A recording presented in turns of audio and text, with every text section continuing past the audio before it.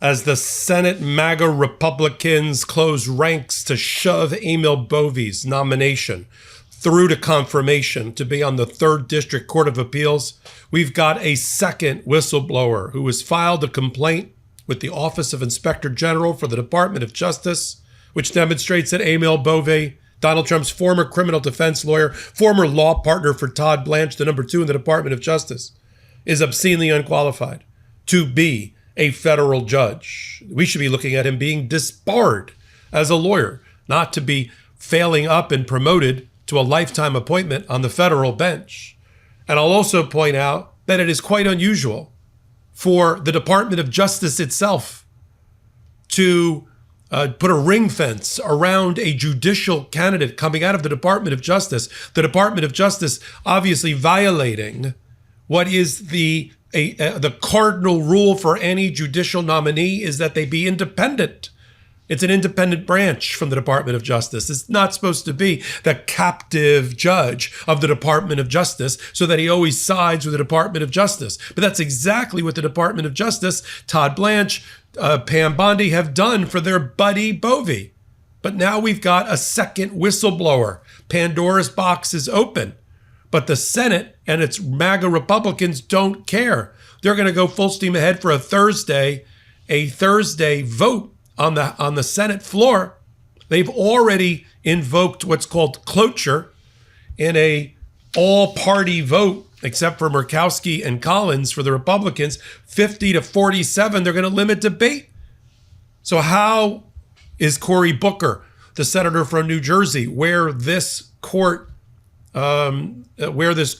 is part of that process, the 3rd District Court of Appeals for Pennsylvania, for New Jersey, for other places. How is he going to be the leader on the Senate floor with limited debate opportunities? Is it going to be another filibuster? What can he do to give time for this second whistleblower CNN has identified to be fully vetted by the Office of Inspector General? I'm going to cover it all here on the MeidasTouch Network and on Legal AF. This matters.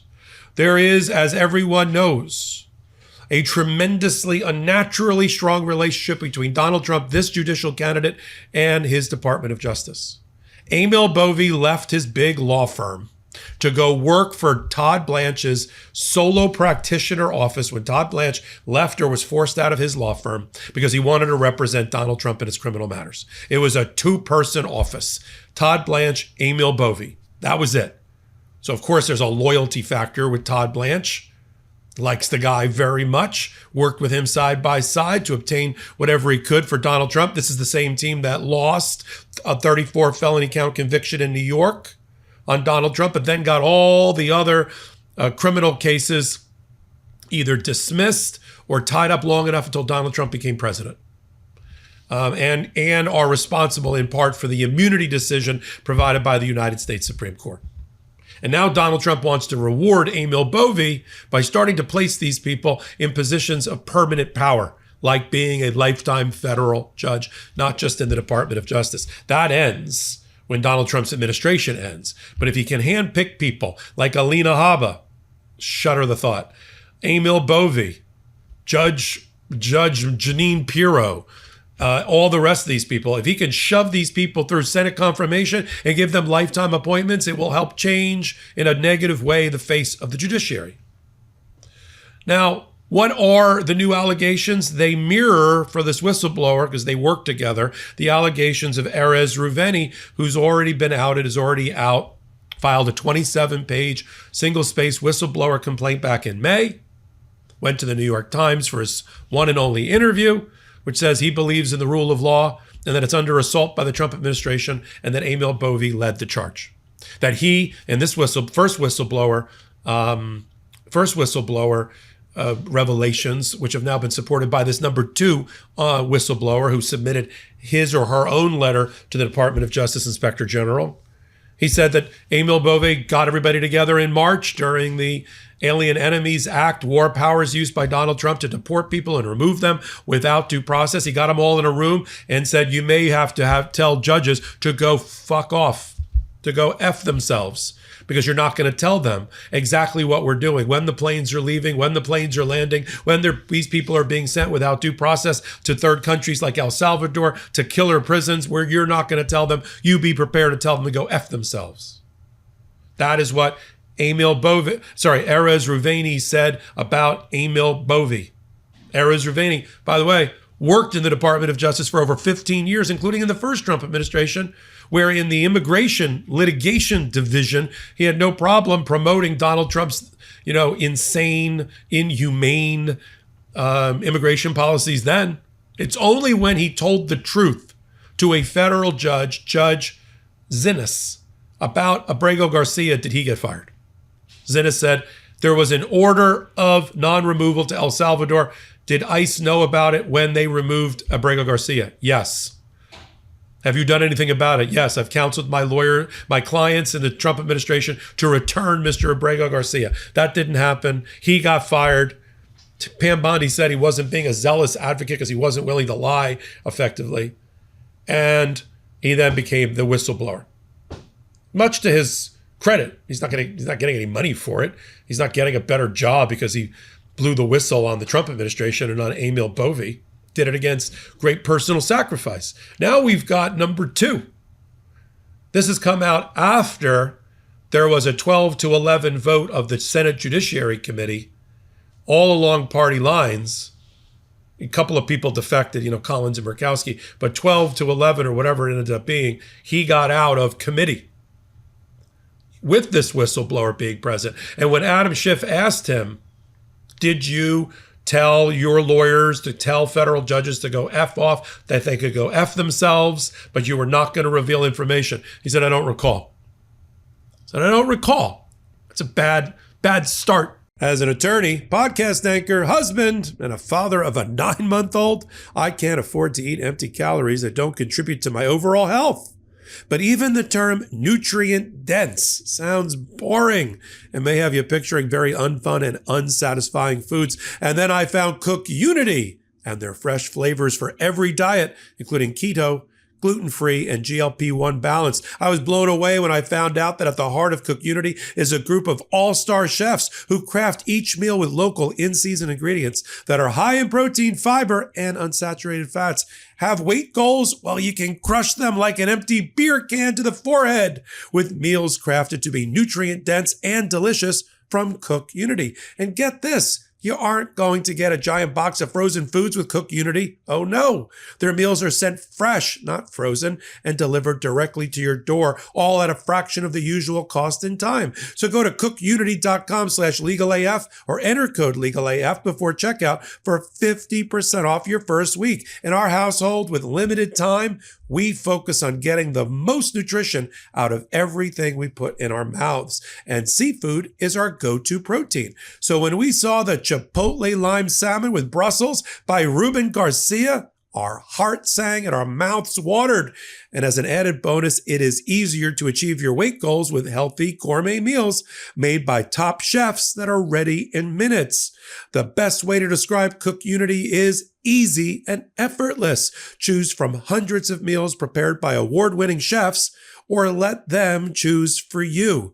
No cleanup or meal planning required, and meals are delivered fully cooked. Just heat in as little as 5 minutes. With Cook Unity, you can enjoy restaurant-quality meals for a fraction of the price. Subscriptions start as low as $11 a meal. Crush your health goals with mouth-watering chef-crafted meals delivered straight to your door. Go to cookunity.com/legalaf or enter code legalaf before checkout for 50% off your first week. That's 50% off your first week by using code legalaf or going to cookunity.com/legalaf.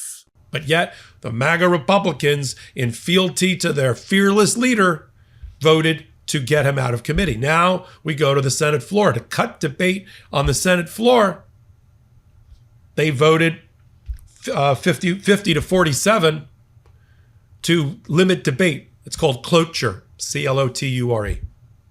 Democrats are upset, but they got to do something about it. Cory Booker, Senator Kim, the other senators from Pennsylvania, all report into the Third Circuit Court of Appeals. one of the most prestigious of the courts of appeals. Now, let me also take a look on this hot take at this unprecedented and really mind-blowing support for a federal judge's candidate by the Department of Justice. Todd Blanche, former law partner for Emil Bove, who worked together to represent Donald Trump, should recuse himself from being a character witness or going to the press or the media to lobby for Emil Bove. Can we all agree to that? Wouldn't that be appropriate? Pam Bondi too? Let justice do its thing. They got all excited when Hakeem Jeffries, the minority leader in the House, talked about, why one person or another person, should be disbarred or removed or lose their license or whatever. Oh, he's interfering. It's a criminal interference. Why isn't this a criminal interference with this process to appoint an independent judge? So Todd Blanche goes and writes an op-ed piece for Fox, where he said that Emil Bove is Trump's DOJ champion and that he's the most principled lawyer he's ever known. Then you must not have known many lawyers if that's the best that you got, based on the testimony that's come out in the Whistleblower. And I don't think putting this badge on him of Trump's DOJ champion I think that's the reason not to make him a Third Circuit Court of Appeal or expect him to be independent. What's going to happen when an appeals case comes up to this guy? He's never been a judge before. When an appeals case comes up to him that deals with the Department of Justice and Donald Trump, can we just write the opinion now? It's going to be Emil Bove either in dissent or, if he has the majority vote, supporting the Trump administration. There'll be no independence. And then as things open at the United States Supreme Court, this will be the feeding ground. Oh, Emil Bove was a year on the Third Circuit Court of Appeals. I'm now elevating him to the United States Supreme Court. Alina Habba, God forbid. I'm appointing her. Oh, here we go. So the fact that Bondi and Blanche went to the confirmation hearings and sat behind Bove, like they're making it personal about the Department of Justice, again, undermines not only the rule of law, but the separation of powers of these three allegedly co-equal branches of government. So I'm going to continue to follow. I'll tune back in on Thursday when Emil Bove's vote goes up. But I'm going to warn you now to manage expectations. We don't have the votes to block this. Murkowski and Collins are the only ones that said they're going to vote against him, and I don't even believe them. So it's going to be the Republicans control the Senate, and they have enough votes. This is going to fly by an extra 2 or 3 more votes than they even need, and Emil Bove is going to be on the Third Circuit Court of Appeals for a lifetime appointment until he's elevated somewhere else by Donald Trump. And this is the test case. If he can get him through, wait till you see the next round. This is the first judge in 6 months that Donald Trump has been able to get through a confirmation process. He hasn't gotten one of his U.S. attorneys confirmed in 6 months. This is the first judge. There's other judges in the pipeline. He's going to have 200 or more judges by the time this whole thing is over. That's why we need the Senate at the midterms to be returned to the Democrats, so that we don't have cloture to limit debate on the Senate floor, so that we have vigorous investigations by the Senate Judiciary Committee in the hands of the Democrats. You see, I know the polling is out there that the Republicans are all excited about, showing that Americans don't like Trump by a lot. Independents hate him, but they don't like Democrats to run the government either. So we have a brand issue that needs to be worked through. I'll continue to help with that here on Legal AF and on the MeidasTouch Network. In the meantime, come over to Legal AF, hit the free subscribe button, help us continue to grow that channel as well. Till my next report, podcast, or all things Legal AF, I'm Michael Popok. In collaboration with the MeidasTouch Network, we just launched the Legal AF YouTube channel. Help us build this pro-democracy channel where I'll be curating the top stories, the intersection of law and politics. Go to YouTube now and free subscribe at Legal AF MTN. That's at Legal AF MTN.